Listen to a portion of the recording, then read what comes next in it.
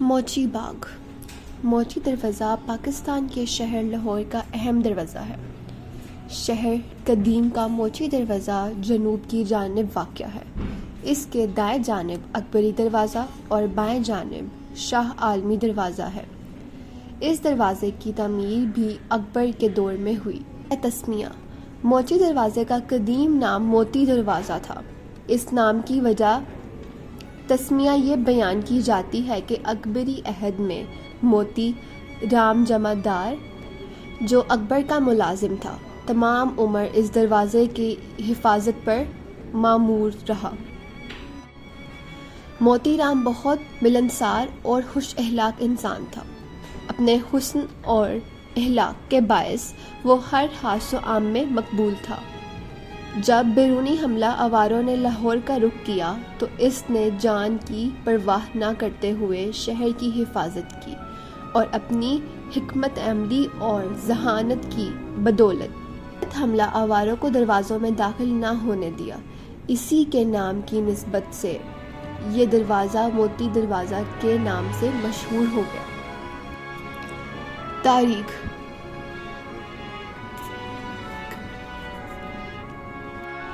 کنہیا لال موچی دروازے کے بارے میں تاریخ لاہور میں بیان کرتے ہیں کہ یہ دروازہ کے نام سے موسوم ہے، جو تمام عمر اس دروازے کی حفاظت پر تعنیت رہا۔ کی ملازمت کے سبب سے اس دروازے نے بھی موتی کے ساتھ پوری نسبت پیدا کر لی اور ہمیشہ کے لیے موتی بن گیا۔ سکھی عہد میں موتی کے نام سے بدل کر موچی مشہور ہوا۔ اب بھی موچی دروازہ مشہور ہے۔ اس دروازے کے مشرقی دالان میں ایک قبر چھوٹی سی زمانہ سلف کی پختہ بنی ہوئی موجود ہے کہ یہاں کسی شہید کا سر مدفون ہے۔ بعض مورخین کی رائے ہے کہ اس دروازے کو سکھ عہد میں موچی دروازے کا نام دیا گیا تھا، جس کی بنیادی وجہ اس اندرون موچی دروازے میں مورچین کا قیام بتائی جاتی ہے۔ اوائل مغل عہد میں یہاں مغل فوج کے پیادے قیام پذیر تھے اور اسی نسبت سے اس علاقے کے مختلف محلوں اور گلیوں کے تقسیم کی گئی، جن میں محلہ تیرہ گرہ، محلہ کاما نگرہ، محلہ لاٹھ مرا، محلہ چابک سورا، محلہ بندوق سازاں اور حمامہ والی گلی قابل ذکر ہیں۔ کہ آج اتنی صدیاں گزرنے کے باوجود بھی یہ دروازہ سیاسی اہمیت کا حامل ہے اور ملک کی سیاسی تاریخ کا اہم مرکز تصور کیا جاتا ہے۔ یہ دروازہ سیاسی حوالے سے ملکی تاریخ کا اہم باب بن گیا ہے۔ اس لیے جمہوری ادوار میں سیاستدانوں کے عظیم الشان جلسے اور سیاسی احتجاج کی بڑی بڑی تحریکیں یہیں سے جنم لیتی رہی ہیں۔ موچی دروازہ تحریک پاکستان سے لے کر موجودہ سیاسی منظر نامے تک کا اہم حصہ رہا ہے۔ اس تاریخی میدان میں برصغیر پاک ہند کی جن نامور سیاستدانوں نے اور رہنماؤں نے خطاب کیا، ان میں علامہ اقبال، قائد اعظم محمد علی جناح، جواہر لال نہرو، خان عبدالغفار خان، لیاقت علی خان، ذوالفقار علی بھٹو، بے نظیر بھٹو، نواز شریف، شہباز شریف، علامہ احسان الہی ظہیر رحمۃ اللہ اور پروفیسر حافظ محمد سعید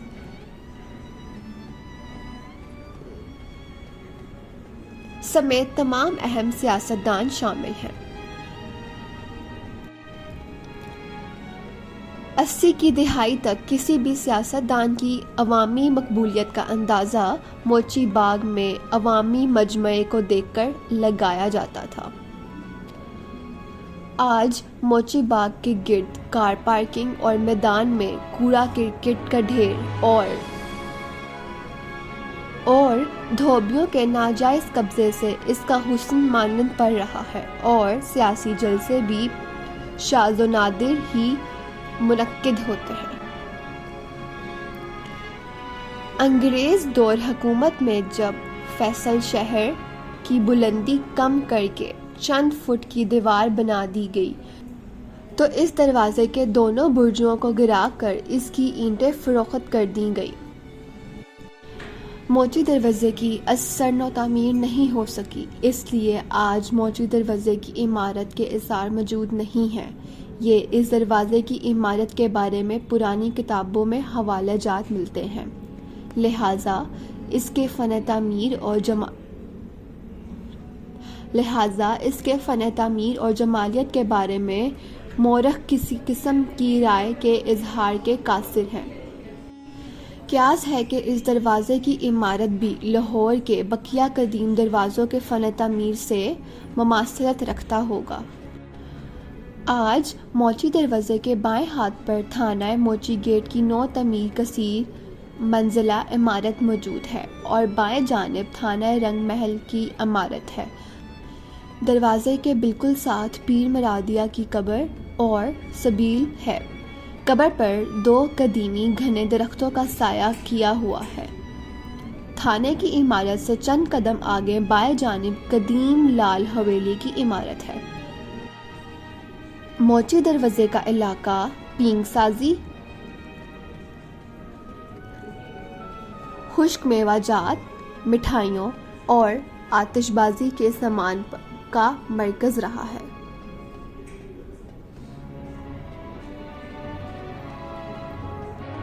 بسنت پر پابندی عائد ہونے کے بعد اب اس علاقے میں پتنگ سازی کا کاروبار ختم ہو چکا ہے، جبکہ آتش بازی کے سامان کی چند ایک دکانیں باقی ہیں۔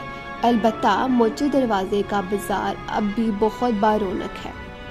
مٹھائیوں اور کھانے پینے کے حوالے سے یہ علاقہ اپنا ایک خاص مقام رکھتا ہے۔ بہترین فلودہ، لسی، باداموں والی برفی،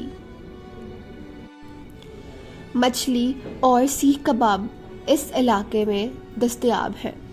موچی دروازے کی وجہ شہرت مسجد محمد صالح کمبوہ بھی ہے۔ جو ہی موچی دروازے کے اندر داخل ہو تو چند قدم چلنے کے بعد بالکل سامنے 3 گنبدوں والی یہ مسجد آنے والے کو توجہ اپنی جانب کر دیتی ہے۔ یہ مسجد سڑک سے ایک منزل بلندی پر تعمیر کی گئی ہے۔ اس قدیم مسجد کا شمار اپنے نقش و نگار اور خوبصورتی کے باعث مغلیہ دور کی اہم عمارات میں کیا جاتا ہے۔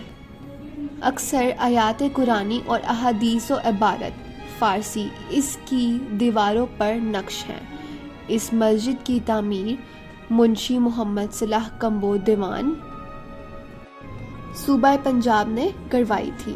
مسجد کی تعمیر 1659 میں مکمل ہوئی۔ اس مسجد کی کرسی اونچی ہے اور نیچے دکانیں ہیں۔ آج 4 صدیاں گزرنے کے بعد بازار کی زمین اونچی ہو گئی ہے اور دکانوں نے نصف سے زائد زمین میں دھنس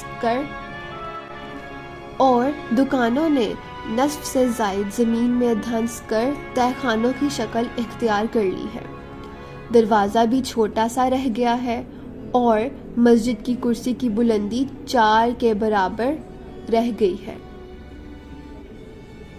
اس مسجد کے مشرق میں منشی محمد صالح کمبوہ نے اپنی حویلی بھی بنوائی تھی۔ منشی محمد صالح کمبوہ نے شاہ جہاں دور کی تاریخ عمل صالحہ تحریر کی تھی۔ مسجد محمد صالح کمبوہ کے ساتھ ہی اونچی مسجد بلال ہے، جہاں بچوں کو قرآن مجید مفت تعلیم دی جاتی ہے۔ مدرسے کا نام جامع کریمہ چشتیہ ہے۔ مسجد کمبوہ سے بائیں مڑ جائیں تو کوچہ لوہارا آ جاتا ہے، جس سے آگے حلقہ بازار صداقارہ ہے، اور اس کے بعد کوچہ تیر گھرا آ جاتا ہے تو شاہ عالمی بازار سے جا ملتا ہے۔ مسجد صالح کمبوہ سے دائیں جانب چلے جائیں تو کوچہ تقیہ سادھوا کے بعد کوچہ چبک سوارا آ جاتا ہے۔ 1671 میں مسجد چینیاں والی تعمیر ہوئی۔ اس کے ساتھ ہی حویلی میاں خان متصل ہے۔ اس مسجد کا شمار بھی اندرون شہر کی قدیم مسجد میں ہوتا تھا۔ کھنہیا لال قدیم مسجد چینیاں کے بارے میں اپنی تصنیف تاریخ لاہور میں لکھا ہے کہ مسجد کا شریکی دروازہ نہایت عالیشان بنا ہوا تھا۔ بے وقت زوال سلطنت چغتائی جب گھر گھر ہو گیا تو مسجد کے دروازے کی سلی گوجر سنگھ نے دروازہ مسجد منہدم ہو گیا۔ پہلے دروازے کی اینٹیں پھر زمین کسی مطالع امام مسجد نے فروخت کر دی اور مسجد سے داخل ہونے کے لیے شمالی دیوار توڑ کر چھوٹا سا دروازہ نکال دیا گیا تھا۔ مسجد کی شکستہ حالی کی سبب اس کی از سر نو تعمیر کی گئی۔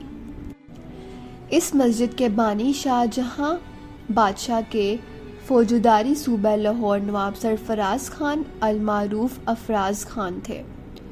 کچھ عرصے قبل مسجد چینیاں والی کو دوبارہ گرا کر ایک مسجد تعمیر کی گئی ہے۔ سکھوں کے عہد میں عربی خط اور استاد خلیفہ بیگونامہ موچی دروازے کے اندر محلے کماگراں میں رہتا تھا۔ مسجد صلاح محمد کمبو سے اگر دائیں جانب مڑ جائیں تو امام بارگاہ سید اکبر علی شاہ آتا ہے۔ اس کے ساتھ ہی اگر مشہور لال کھو کی عمارت کی بہت قدیمی عمارت ہے جس کی تعمیر 1977 میں ہوئی۔ لال کھو کے بارے میں بتایا جاتا ہے کہ یہاں ایک کنواں ہوتا تھا جسے سکھ مذہب کے پیروکار مقصد سمجھتے تھے۔ لال کھو کی عمارت کے ساتھ بیری کا درخت ہے اور دیا جلانے کی مخصوص جگہ بھی ہے جسے بیراں والی سرکار کہتے ہیں۔ لال کھو کی عمارت کے بالکل سامنے رفیق سویٹس کی دکان ہے۔ حال ہی میں فضل سویٹس والوں نے 2 منزلہ دکان کی تعمیر کی ہے۔ مزید آگے جائے تو چونک نواب پہنچ جاتے ہیں۔ یہ چونک نواب قزلباش کے نام سے منسوب ہے۔ قبل ازیں یہاں ایک شمشان گھاٹ تھا جسے ختم کر دیا گیا۔ اندرون موچی دروازے مغلیہ عہد اور بعد کے ادوار میں بھی نوابوں کا مسکن رہا ہے۔ یہاں عظیم الشان اور کشیدہ حویلیوں کی تعمیر کی گئی جو آج بھی اس دور کی عظمت کی گواہی دیتی ہیں۔ کنہیا لال ہندی نے شہر قدیم کے اندر حویلیوں کی کل تعداد 64 بتائی ہے جن میں سے سوائے چند ایک باقی سب سے محض نشانات باقی رہ گئے ہیں۔ ان حویلیوں کو 2 گروہوں میں تقسیم کیا جا سکتا ہے۔ اولین اور سکھوں کے قبضوں میں آئیں اور دوسرے حصے میں ان حویلیوں کا تذکرہ رہ گیا جو عہد سکھی میں ہی تعمیر ہوئیں۔ ان کے ماموروں نے حسب توفیق ظاہرہ حدود و خال میں سکھ عہد کا تشخیص اجاگر کرنے کی کمزور سے سعی کی۔ موچی دروازہ اس ضمن میں خاص اہمیت کا حامل ہے۔ یہاں عہد مغلیہ دور کی کئی یادگار حویلیاں آج بھی موجود ہیں۔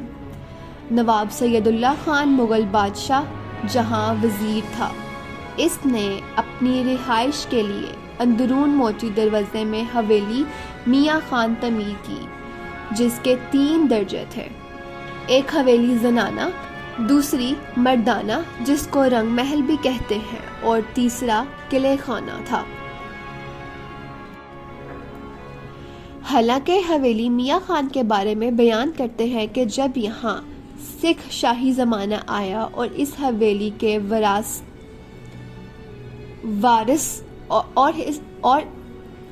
اس حویلی کے وارث نکل گئے تو لوگوں نے اسے گرانا شروع کر دیا جس کے ہاتھ میں کوئی عمارت آ گئی۔ مہاراجہ رنجیت سنگھ کی عملداری میں وارث اس حویلی کے اموات ہوئے اور انہوں نے لاکھوں روپے کی عمارت کو کوریوں کے بھاؤ فروخت کر دیا۔ آج اس حویلی نے ایک محلے کی شکل اختیار کر لی اور جہاں 200 خاندان آباد ہیں۔ اندرون موچی دروازے میں نواب سید اللہ خان کی دوسری حویلی پتھرا والی حویلی کے نام سے مشہور ہے، کیونکہ اس حویلی میں کالا پتھر لگا ہوا تھا۔ مہاراجہ رنجیت سنگھ نے اس حویلی کو بارود کا کارخانہ قائم کر دیا۔ ایک روز کسی سبب آگ بھڑک اٹھی اور کئی ہزار من بارود نے پورے علاقے کو تباہ کر دیا۔ حویلی کی دیواریں کئی کوس دور مکانوں کو اس سانحے میں تقریباً 200 سے زائد افراد ہلاک ہوئے۔ آج اس حویلی کی عمارت کی جگہ گورنمنٹ اسکول قائم ہے۔ تاریخی اہمیت: اندرون موچی دروازے میں قائم مبارک حویلی بھی تاریخی اہمیت کی حامل ہے۔ اس حویلی کی بنیاد میر بہادر علی، نادر علی اور بہادر علی نے محمد شاہ بادشاہ کے دور میں رکھی۔ جب حویلی کی تعمیر مکمل ہو گئی اور اس حویلی میں آ کر آباد ہوئے تو اسی مائع بہادر علی کے گھر لڑکا پیدا ہوا۔ اس تقریب نیک سے یہ حویلی مبارک حویلی کہلائی۔ مہاراجہ رنجیت سنگھ کے وقت جب شاہ جہاں ملک کابل سے بے دخل ہو کر آیا تو اسی حویلی میں قید کیا گیا، اور اسی حویلی میں مہاراجہ رنجیت سنگھ نے شاہ شجاع کو قید کر کے جواہر کو نور اس سے چھین لیا۔ یہ حویلی سکھوں کے قبضے میں رہی اور بعد ازاں نواب علی رضا خان قزبلاش کے ملکیت میں آ گئی۔ کنہیا لال اس حویلی کے بارے میں لکھتے ہیں کہ نواب علی رضا نے اپنی زندگی میں اس عمارت میں بہت سی تبدیلیاں کیں۔ مشرق کی جانب بڑا دروازہ نکلا اور بڑے بڑے دالان، صحن اور عمارات بنوائیں۔ نواب علی رضا خان کے انتقال کے بعد ان کے جانشین نواب نوازش علی خان نے اس حویلی کی تعمیر و مرمت پر خصوصی توجہ دی۔ اس دور سے اس حویلی میں مجالس محرم منعقد کروانے کا سلسلہ آج بھی جاری ہے۔ مبارک حویلی سے متصل حویلی نثار حسین ہے، جہاں 10 محرم کو لاہور میں تزیہ علم اور زلزلہ کا جلوس برآمد ہوتا ہے۔ قدیم دور سے ہی اندرون موچی دروازے شایان علی کا مرکز ہے۔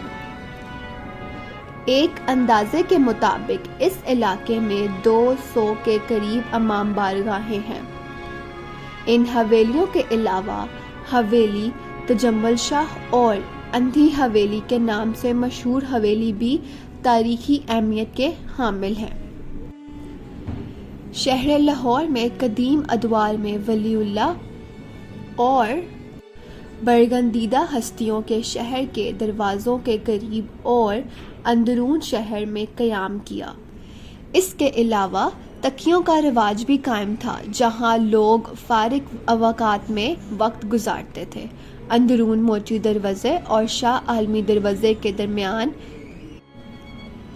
درمیان پے ڈھال کا مزار ہے۔ اسی نسبت سے یہ علاوہ ڈھال محلہ کہلاتا ہے۔